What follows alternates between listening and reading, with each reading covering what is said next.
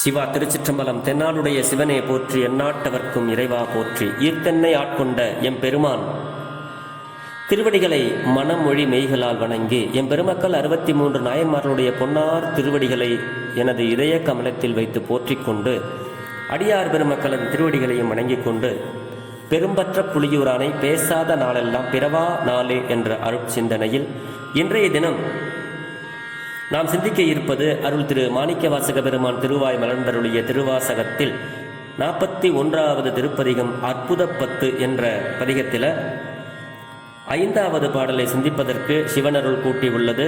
தெரிந்த அளவில் பாடலை பாடி பெரும்பற்ற புலியூரானை பேசி மகிழ்வோம்.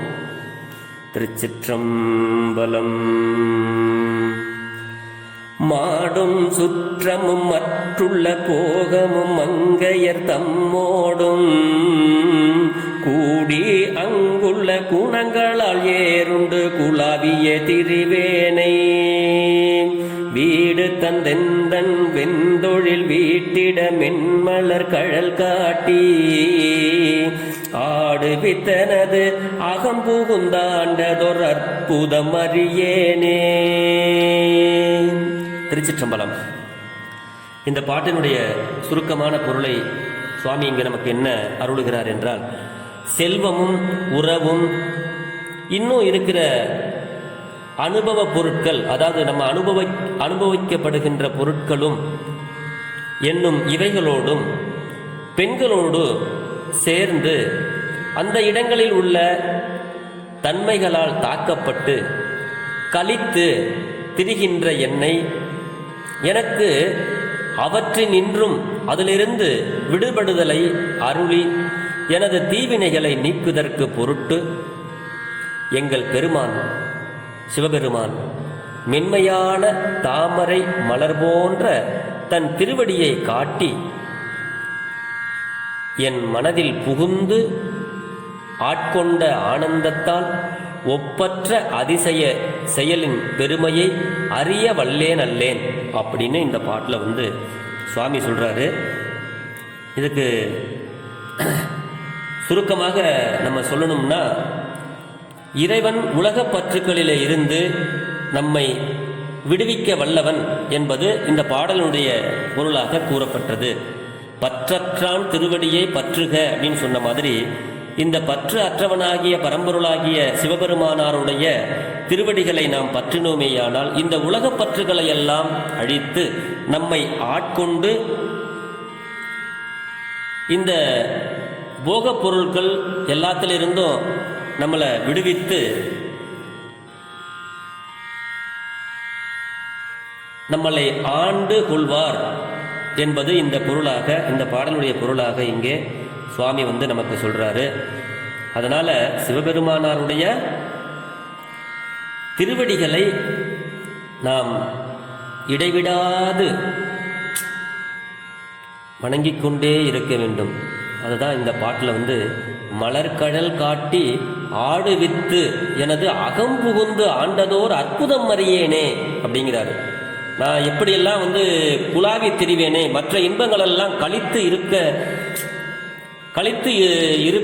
இருப்ப அப்படிப்பட்ட எண்ணெய், அதாவது மாடும் சுற்றமும் மற்ற உள்ள போகமும்.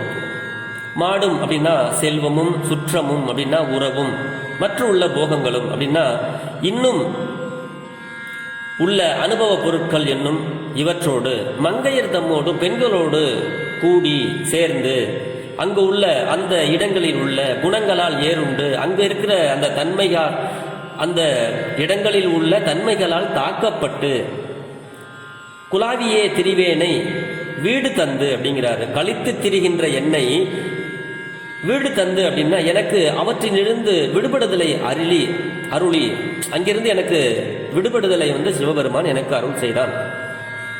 எந்தன் வெண்தொழில் வீட்டிட மென்மலர் கழல் காட்டி அப்படிங்கிறாரு.